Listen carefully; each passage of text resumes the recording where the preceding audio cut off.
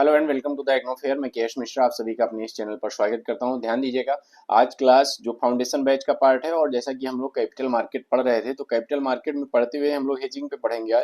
आज हम लोग देखेंगे कि फ्यूचर एंड ऑप्शंस क्या होते हैं। फ्यूचर एंड ऑप्शंस में आप अगर देखें तो कल तक अगर हम बात करें तो कल लास्ट जो देखिए ये सब चीज़ें मैं पढ़ा चुका था आपका। ठीक है, ये सारी चीज़ें सारे जो है ये आपके आईडीआर जीडीआर ये सारी चीज़ें मैं पढ़ा चुका था आपको। बुल एंड बियर्स के बारे में भी, बुलिश मार्केट और बियरिश मार्केट के बारे में भी हम लोग डिस्कस कर चुके थे। ठीक है, बहुत अच्छे से एनिमल स्प्रिट के बारे में भी मैंने आपको बताया था। ठीक है, तो इसको पढ़ने के बाद में अब हम आगे जो पढ़ने वाले हैं वो आप हीटिंग डालिए। देखिए मैंने ये सब चीज़ें डिस्कस की थी आपसे।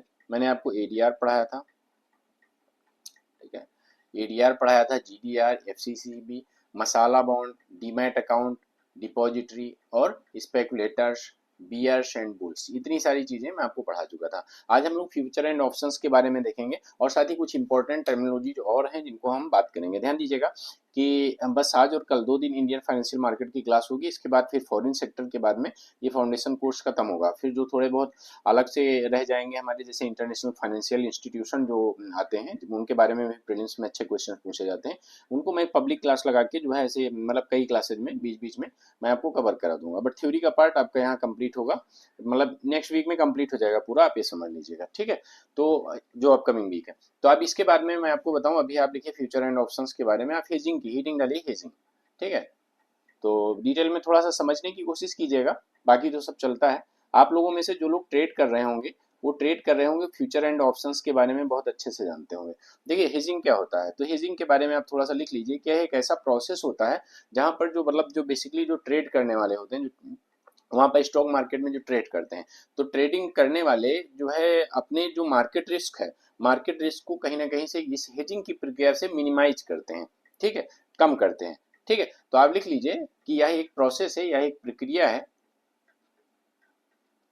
देखिए लिखिए जरूर, क्योंकि देखिए अगर मान लेते हैं मैं देखो लिखूंगा, लिखने के बाद मैं समझाऊंगा भी, लेकिन अगर आप लिखेंगे नोट्स तैयार करेंगे तो कभी भी पलट के देख लेंगे। और अगर आप नोट्स नहीं तैयार करेंगे तो ह्यूमन नेचर होता है, भूल जाएंगे, उसमें मुझे क्या फर्क पड़ता है, फिर आप कहेंगे कि सर ने पढ़ाया था मैं भूल गया। ठीक है, अभी बहुत सारे ऐसे टर्मिनोलॉजी इसमें आपको दिखेंगे ना, जिससे मतलब आपके सवाल यूपीएससी 2024 में पूछे गए हैं, अभी देखिएगा। क्योंकि ये सब क्या होता है, ये सब टर्मिनोलॉजी जो होते हैं आप छोड़ देते हो, आप सोचते हो कि क्या जरूरत है पढ़ने की, ये सब कहाँ पूछे जाते हैं। बट भैया यूपीएससी का मन पूछ लेता है, वो है किस लिए, है इसीलिए ना कि पूछ रहे हैं, तो हम पहले से पढ़ के रखें कि हमने उसका मन थोड़े पढ़ रखा है कि हाँ वो कब पूछ लेगा। ठीक है, तो ध्यान दीजिएगा यह एक प्रक्रिया है हेजिंग। ठीक है, हेजिंग इज अ प्रोसेस जिसके माध्यम से आप लिखिए जरूर।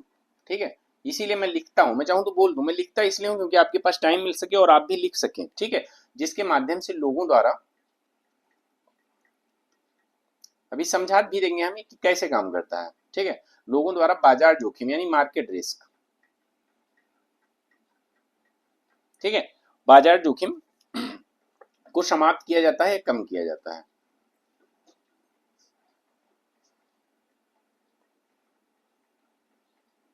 ठीक है, स्टॉक एक्सचेंज में सारे आपको पढ़ा चुका हूं, अभी हम लोग स्टॉक एक्सचेंज पे ही हैं। तो स्टॉक एक्सचेंज काम कैसे करता है, उस पे जो ब्रोकर्स होते हैं, जो स्पेकुलेटर्स होते हैं, वो कैसे काम करते हैं, इसको मैं समझाने की कोशिश करता हूं। अब ऐसा नहीं, देखो स्पेकुलेटर्स जब मैं बोल रहा हूं तो आपको पता होना चाहिए कि मैं सट्टेबाजों की बात कर रहा हूं, क्योंकि मैं इसके बारे में स्पेकुलेटर्स और कितने तरह के होते हैं, बुल और बियर, सब मैं आपको बहुत अच्छे से पढ़ा चुका हूँ।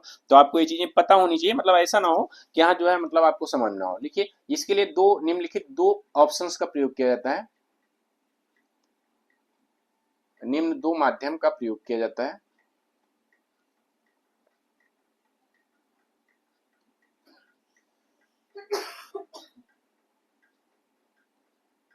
आप लिखिए पहला फ्यूचर,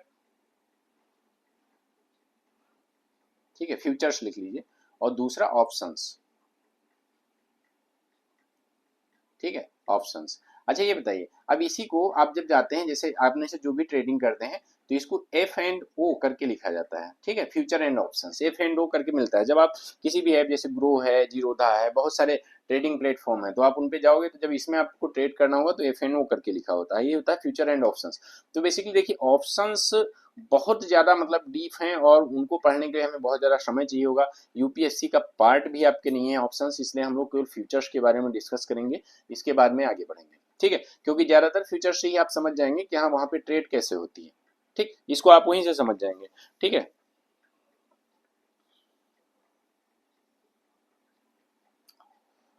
लिखिए हीडिंग डालिए फ्यूचर्स।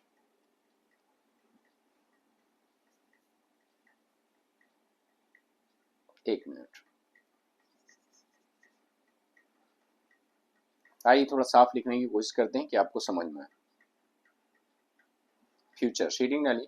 देखिए ये ऐसे ऑप्शंस होते हैं, लिखिए फटाफट।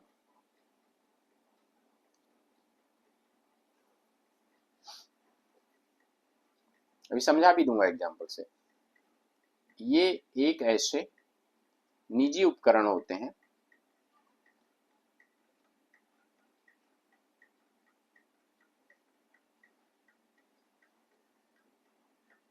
जो निश्चित दर पर, मतलब फिक्स रेट पे, किसी निश्चित दर पर लिए गए सौदों का, सौदों मतलब समझ रहे हो यहाँ पर ट्रेड, ठीक है, लिए गए सौदों का एक निश्चित तिथि पर भुगतान करते हैं। देखो ये एक हिसाब का सट्टा होता है, ठीक है, भुगतान करते हैं।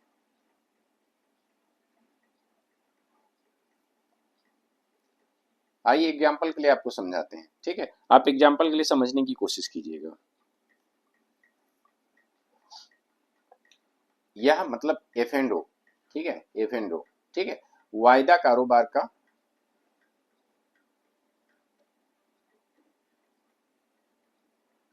मुख्य उपकरण होता है।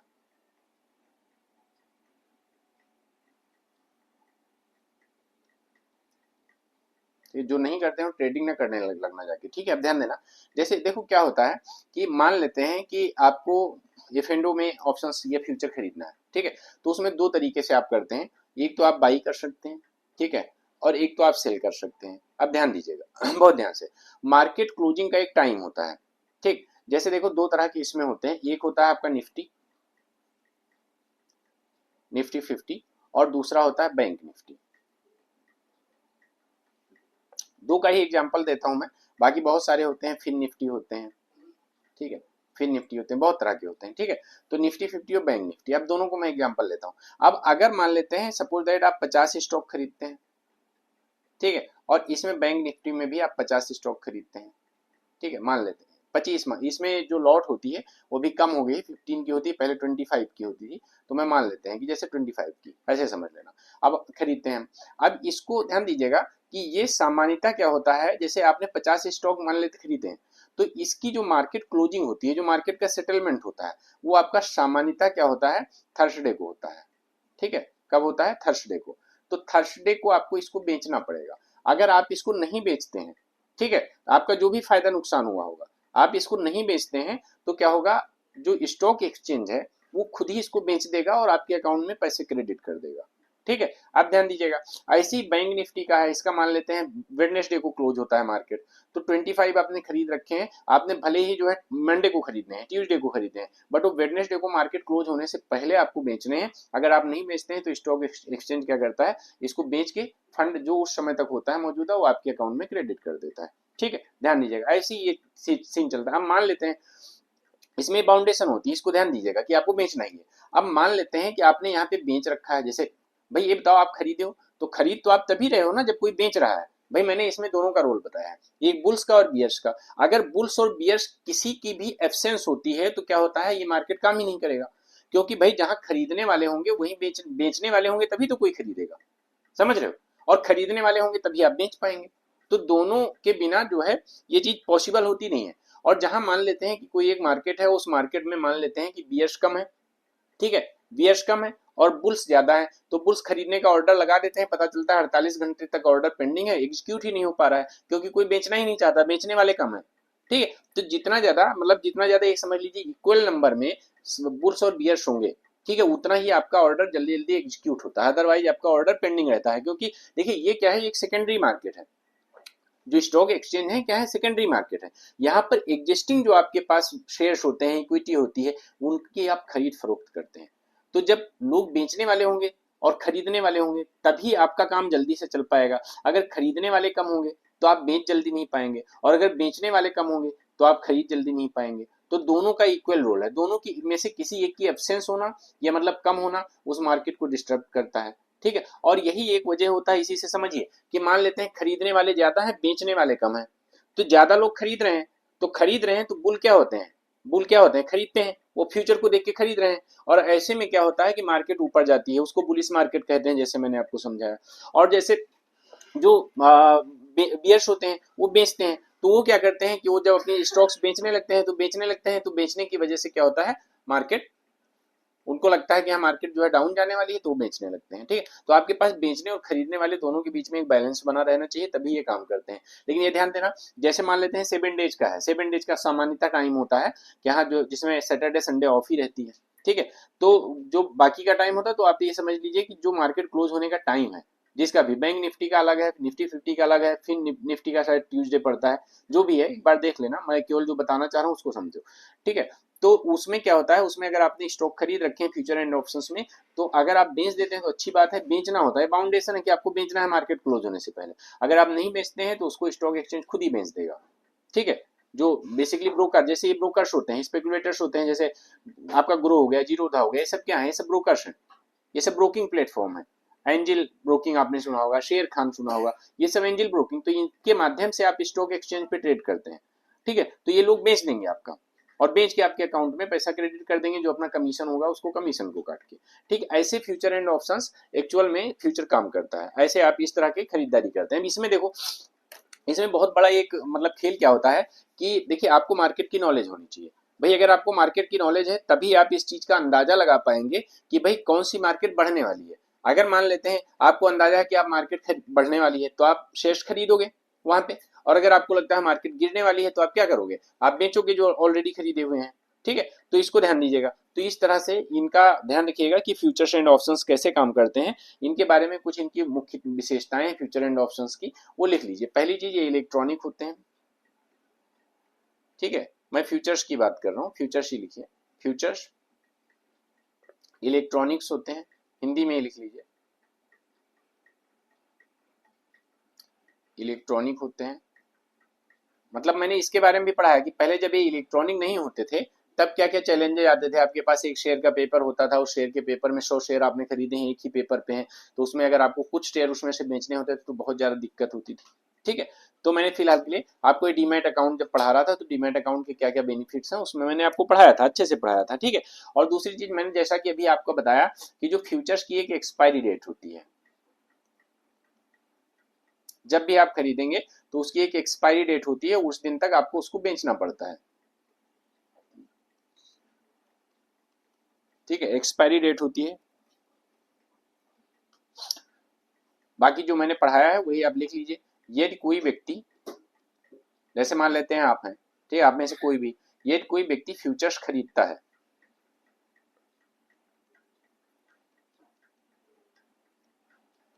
तो उसे एक्सपायरी डेट के पहले बेचना पड़ेगा। ठीक है, एक्सपायरी के पहले बेचना पड़ता है।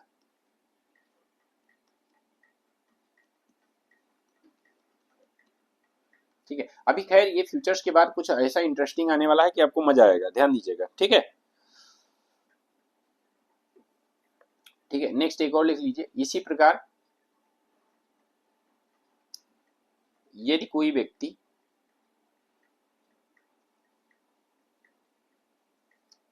फ्यूचर्स बेचता है,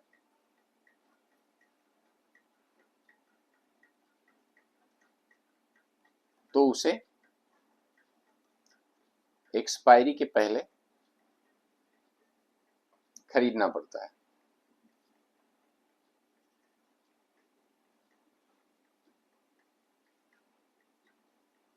ठीक है, इसको ध्यान दीजिएगा।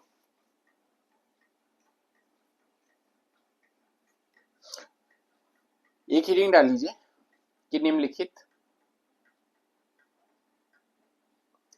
5 प्रकार के फ्यूचर्स उपलब्ध होते हैं लेन देन के लिए। मतलब 5 प्रकार की फ्यूचर्स का ट्रांजेक्शन होता है। कौन कौन से आप लिख लीजिए। पहला commodity, commodity futures. Second currency futures होते हैं।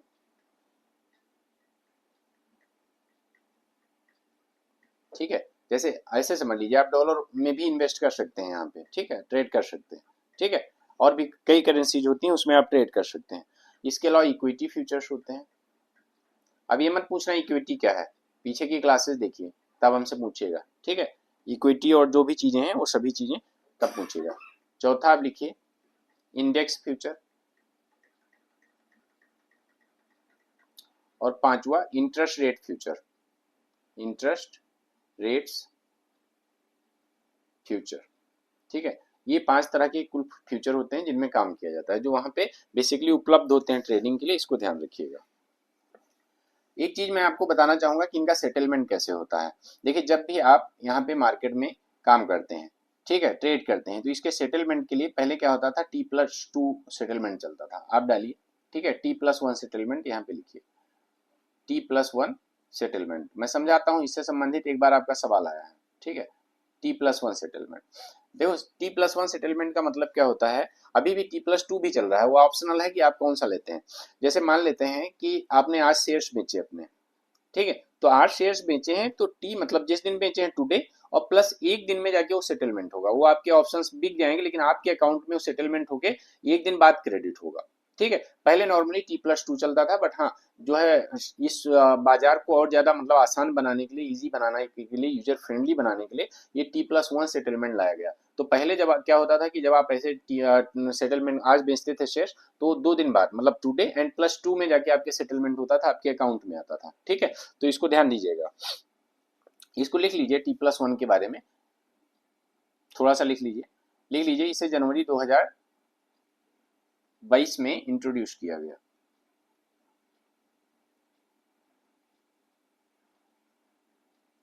दो हजार बाईस में लाया गया।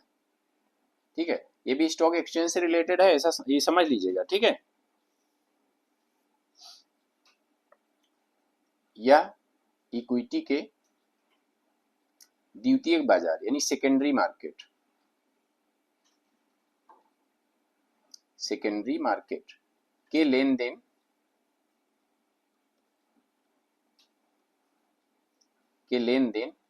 की प्रणाली है। ठीक है, मतलब ट्रांजैक्शन सिस्टम है। ठीक है, transaction system of secondary market. ठीक है, equity transaction system of secondary market, इसको लिख सकते हैं।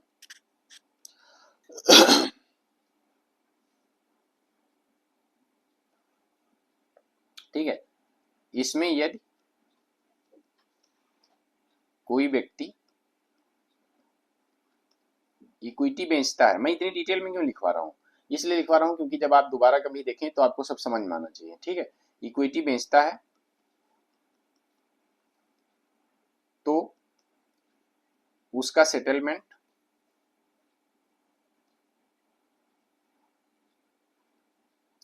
एक दिन बाद होगा,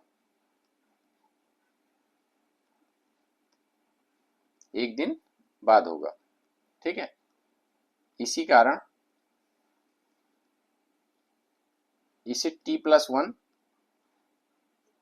सेटलमेंट कहा जाता है, सेटलमेंट सिस्टम। ठीक है, सेटलमेंट सिस्टम कहते हैं।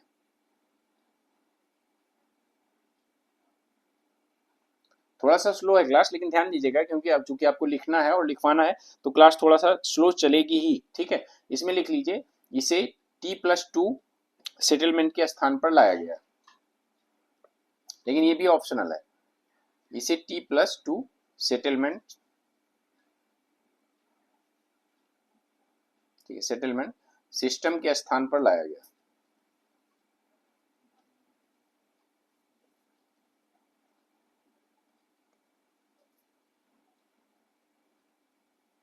ठीक है, इसको आप बहुत अच्छे से लिख लीजिए। एक हीडिंग डालिए कॉमेक्स। ठीक है, एक हीडिंग डालिए कॉमेक्स।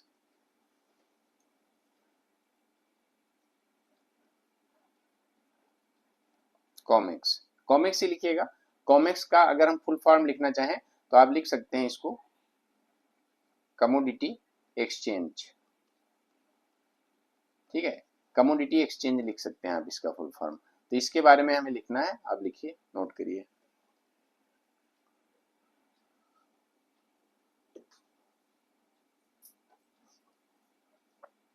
कौन कौन से कॉमिक्स हैं उनके बारे में जो है हम बात करते हैं। लिखिए, भारत में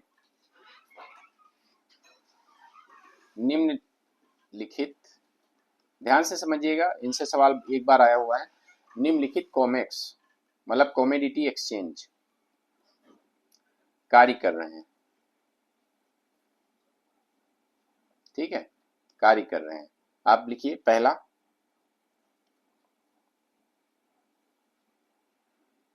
MCX।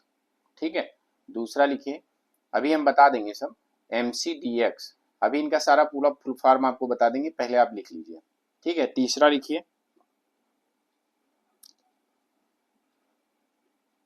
NMCE। ठीक है, और चौथा लिखिए आप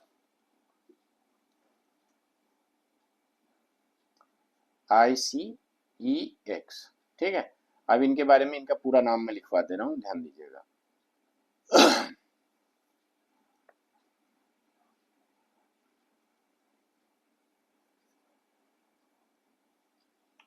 ठीक है, MCX का मतलब होता है मल्टी कमोडिटी एक्सचेंज।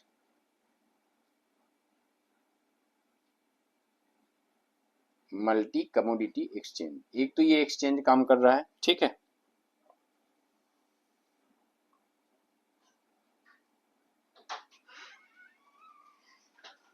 अच्छा इसको थोड़ा सा, एक मिनट, ये NCDX है, MCDX नहीं, NCDX, इसको करेक्ट कर लीजिए आप। ठीक है, NCDX।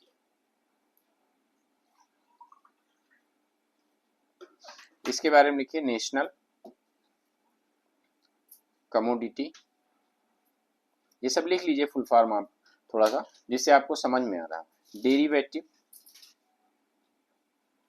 Derivative exchange. ठीक है, तीसरा आप लिख लीजिए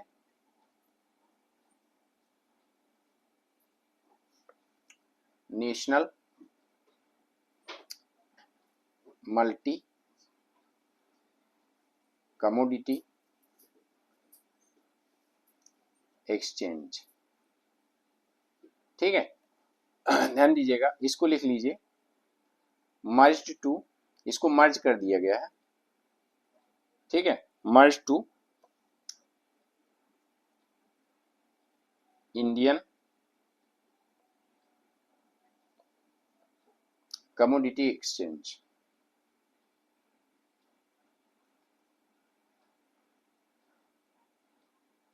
ठीक है, तो टोटल 4 कमोडिटी एक्सचेंज थे, लेकिन क्या हुआ है, इसको इसमें मर्ज कर दिया गया है NMCE को ICEX में। तो इसी वजह से अब क्या है, अब NMCE नहीं है, अब टोटल कमोडिटी एक्सचेंज कितने हैं, 3 कमोडिटी एक्सचेंज काम कर रहे हैं, जिसमें से एक है मल्टी कमोडिटी एक्सचेंज, दूसरा नेशनल कमोडिटी डेरिवेटिव एक्सचेंज, और तीसरा है इंडियन कमोडिटी एक्सचेंज। ठीक है, इसको ध्यान दीजिएगा। ठीक, हीडिंग डालिए रेगुलेशन ऑफ कॉमेक्स। आखिरकार ये जो कॉमेक्स है, इनका रेगुलेशन कौन करता है, इसके बारे में डालिए। एक हीडिंग बना के दे दिया कि कॉमेक्स का, इनका दे दिया MCX is regulated by, NCDX is regulated by, ICEX is regulated by, तो कम से कम आपको पता होना चाहिए। ठीक है, लिखिए रेगुलेशन ऑफ कॉमेक्स, या हिंदी में लिख लीजिए कॉमेक्स का विनियमन या नियमन, कॉमेक्स का नियमन। ठीक है, लिखिए, हिंदी लिख लीजिए।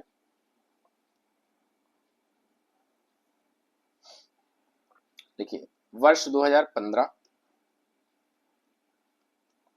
से पहले कॉमेक्स का नियमन, मतलब जो इसका रेगुलेशन है, वो किसके द्वारा किया जाता था, MCX के द्वारा किया जाता, FMC के द्वारा किया जाता था। ठीक है, लिखिए FMC मतलब फॉरवर्ड मार्केट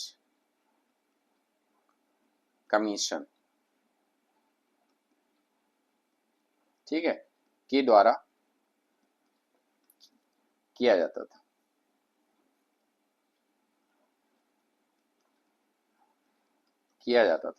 ठीक है, आगे लिखिए। वर्ष 2015 में एफएमसी को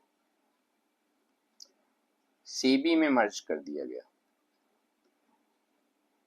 ठीक है, सेबी में मर्ज कर दिया गया।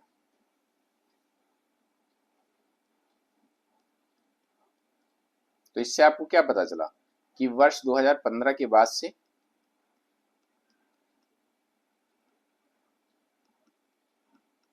ये जितने भी कॉमेक्स हैं इन सबका नियमन सेबी करता है। कमोडिटी एक्सचेंज का नियमन कौन करता है? सेबी करता है, सेबी द्वारा किया जाता है।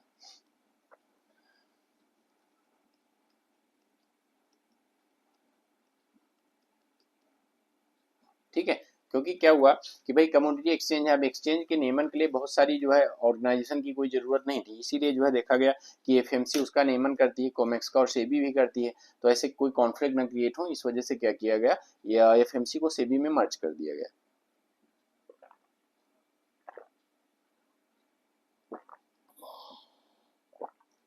ठीक है, तो इसको ध्यान रखिए आप लोग। और बाकी मैं बताना चाहूंगा इसी के साथ में, अगर आप लोगों को क्लास समझ में आ रही है तो आप सभी लोग क्लास को लाइक करें, चैनल को सब्सक्राइब करें और बेल आइकन दबाना बिल्कुल भी मत भूलें। ठीक है, बाकी अगर आप पूरा फाउंडेशन कोर्स पढ़ना चाहते हैं तो जो बहुत ही डीप आपको पढ़ाया गया है, और उसको पढ़ने के बाद में आपको, चाहे आप यूपीएससी के एग्जाम की तैयारी कर रहे हो, किसी अदर एग्जाम की, आपको दोबारा फिर कहीं पढ़ने की जरूरत नहीं पड़ेगी इकोनॉमिक्स। तो उस फाउंडेशन कोर्स में, चलो ये पब्लिक क्लास है बट बाकी 10-15 क्लासेस पब्लिक हैं, बट टोटल क्लासेस कितनी है? टोटल लगभग में 60 क्लासेज हैं, तो उसमें लगभग 70 घंटे का कोर्स है। आप लोग अगर उसमें लेना चाहें तो उसमें फिर से अभी भी एडमिशन ले सकते हैं, मैं उसमें आपको एक्सेस दे दूंगा। ठीक है, क्योंकि अब प्रीलिम्स के लिए दोबारा कोर्स नहीं आएगा, अब जो कोर्स आएगा वो आपका मेंस का आएगा, और मेंस का सिलेबस एकदम अलग होता है जीएस3 का, इसको ध्यान रखिएगा। ठीक है, अब रीडिंग डालिए जहां पर आप लोगों को थोड़ा सा इंटरेस्ट भी जगेगा। लिखिए, अब बहुत बढ़िया बढ़िया चीजें, आपको कुछ ऐसे पॉइंट्स लिखवाएंगे कि आपको मजा आएगा। ठीक है, बॉन्ड्स एंड डिवेंचर्स लिखिए, रीडिंग डालिए, बॉन्ड्स एंड डिवेंचर्स।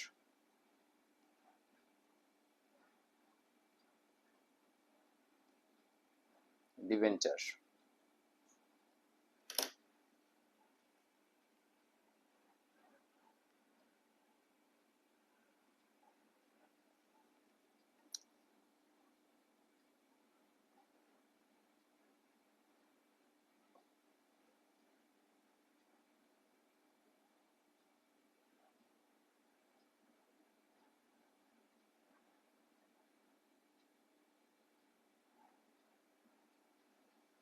एक मिनट दीजिएगा बस।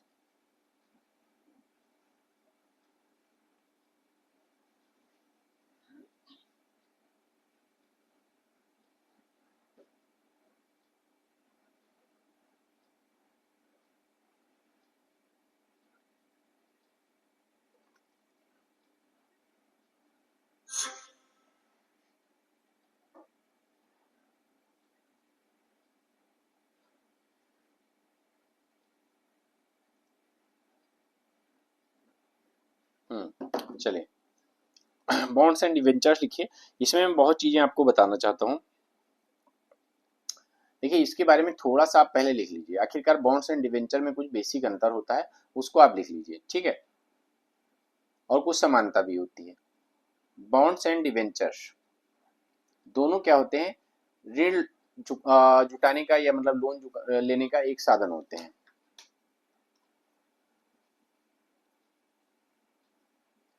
जो आपका ऋण है, ठीक है, ऋण जुटाने का मतलब, ठीक है, डेट लेने का एक साधन होते हैं।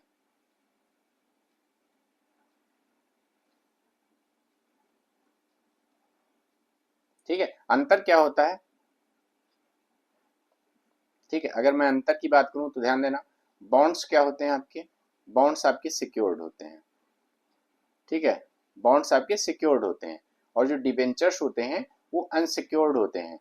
उस पे अगर मान लेते हैं, जैसे किसी कंपनी का आप डिवेंट बॉन्ड लेते हैं तो बॉन्ड सिक्योर्ड है। ठीक है, फिर उस कंपनी को भले ही बेच के आपको पैसा देना पड़े, दिए जाएंगे, लेकिन डिवेंचर्स जो है वो डिवेंचर्स क्या होते हैं, डिवेंचर्स सिक्योर्ड नहीं होते हैं, ये क्या होते हैं, ये अनसिक्योर्ड होते हैं, ध्यान दीजिएगा, इन दोनों में ये अंतर है। दोनों के माध्यम से आप देखो, इसीलिए क्या होता है, बॉन्ड तो खरीद लेते हैं लोग, लेकिन डिवेंचर्स के लिए लोग कंपनी की क्रेडिबिलिटी देख के इसके बाद ही इन्वेस्ट करते हैं, तो डिवेंचर्स अनसिक्योर्ड होते हैं, इसको आप एक बार लिख लीजिएगा, ठीक है।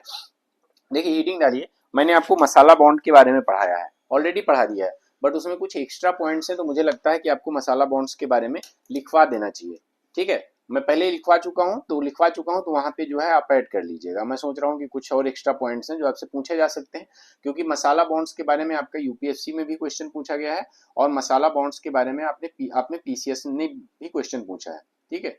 मसाला बॉन्ड रीडिंग डालिए और इसके बारे में लिखिए, मसाला बॉन्ड के बारे में, ठीक है। ऐसे आज में जितने इंपॉर्टेंट बॉन्ड्स हैं और जो आपको कभी भी एग्जाम में देखने को मिले हैं, मैं सभी आपको पढ़ा दूंगा, लिखवा भी दूंगा, ठीक है। देखिए लिखिए, ये बॉन्ड विदेशों में निकाले जाते हैं, ठीक है, भारतीय कंपनी द्वारा निकाले जाते हैं, पहली चीज। यह लिख लीजिए ऐसे, विदेशों में निकाले जाने वाले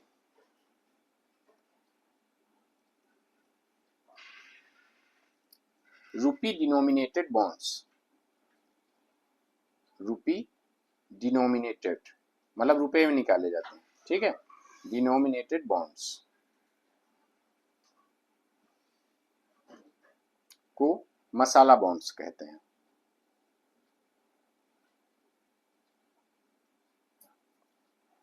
ठीक है, मसाला बॉन्ड कहते हैं। और एक चीज और इसमें लिख लीजिएगा, ये भारतीय कंपनियों द्वारा जारी किए जाते हैं। इस पे भी बात करेंगे कि कौन कौन सी कंपनियों को इसको जारी करने की छूट है।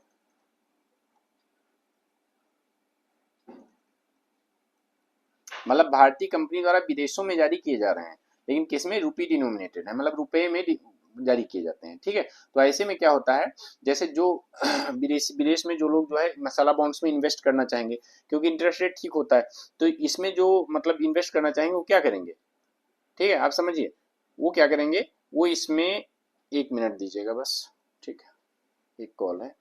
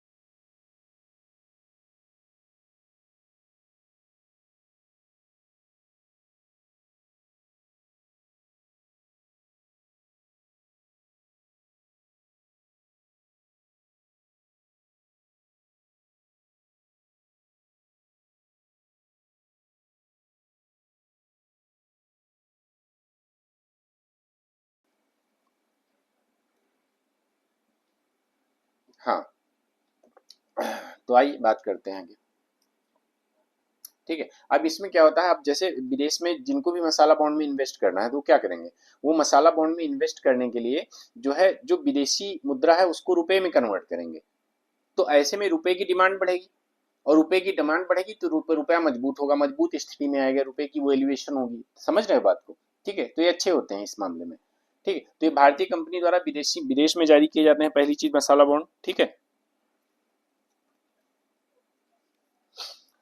एक चीज और लिख लीजिए, प्रथम मसाला बॉन्ड, ठीक है, प्रथम मसाला बॉन्ड आईएफसी द्वारा, इंटरनेशनल फाइनेंस कारपोरेशन द्वारा जारी किया गया था, आईएफसी, इनको ब्रैकेट में लिख लीजिए, इंटरनेशनल फाइनेंस कॉरपोरेशन,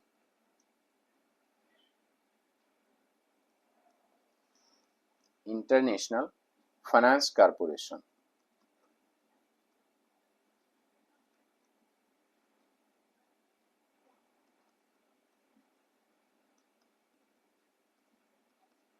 ठीक है, द्वारा जारी किया गया।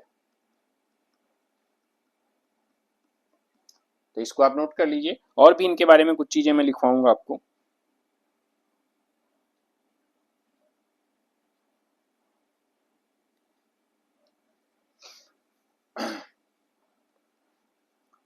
भारत में, मतलब भारत की तरफ से आप लिख सकते हैं, ठीक है, निम्न कंपनियों, क्योंकि कंपनी भारत है तो लिख सकते हैं भाई भारत की कंपनी जारी करती है, तो लिख सकते हैं कि भारत में निम्न कंपनियों को मसाला बॉन्ड जारी करने की छूट है।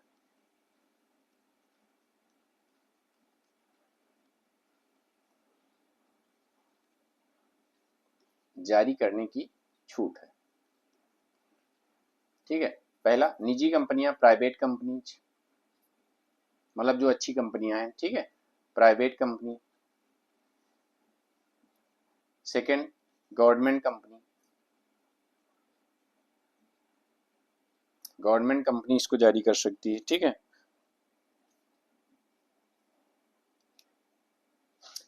तीसरा, बॉडी कॉर्पोरेट्स। बॉडी कॉर्पोरेट्स मतलब समझ रहे हैं, जो एक ऐसी बॉडी होती है जो बेसिकली संसद के एक्ट के द्वारा बनाई गई हो, ठीक है, जिसको हम लोग स्टैच्यूटरी बॉडी कहते हैं, ठीक है। तो बॉडी कॉर्पोरेट्स जो होते हैं, ठीक। चौथा आप लिखिए, आपको कुछ चीजें मैं बताऊंगा भी, पढ़ाऊंगा भी। बैंक्स। पांचवा, रीट्स लिखिए, ठीक है, REITS। अभी आप लिख लीजिए, ऐसे लिखिएगा रीट्स, ठीक है, लेकिन मैं भी इनको बताऊंगा कि रीट्स क्या होती हैं, कौन सी कंपनियां रीट्स कंपनियां होती हैं, ये भी मैं पढ़ाऊंगा आपको, ठीक है, क्योंकि रीट्स से संबंधित एक बार सवाल पूछा गया है, ठीक है। और ध्यान दीजिएगा, एनवीआईटीज, जो एनवीआईटीज होती हैं, केवल अभी आप लिख लीजिए, ठीक है, ऐसे लिखिएगा, NVINV ऐसे स्मॉल में लिखिए, फिर ठीक है, और फिर I और T और S ऐसे लिखिएगा, ठीक है, एनवीटीज, ठीक है। तो ये इनविटीज जो ये कंपनीज होती हैं, ये भी जारी कर सकती हैं।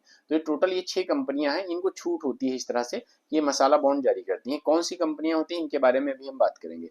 प्राइवेट, गवर्नमेंट, बॉडी कॉर्पोरेट तो सबको पता है बैंक्स तक, आखिरकार रीट्स और इनविटीज क्या होते हैं, इनके बारे में भी हम बात करेंगे भी। बट उससे पहले एक चीज और लिख लीजिए, महाराजा बॉन्ड्स,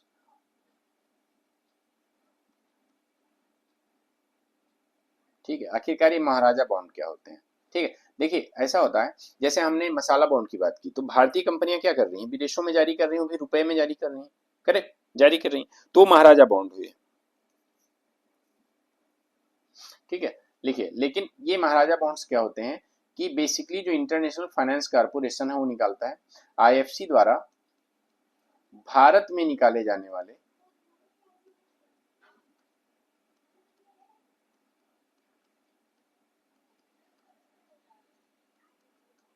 रूपी डिनोमिनेटेड, ठीक है, रूपी डिनोमिनेटेड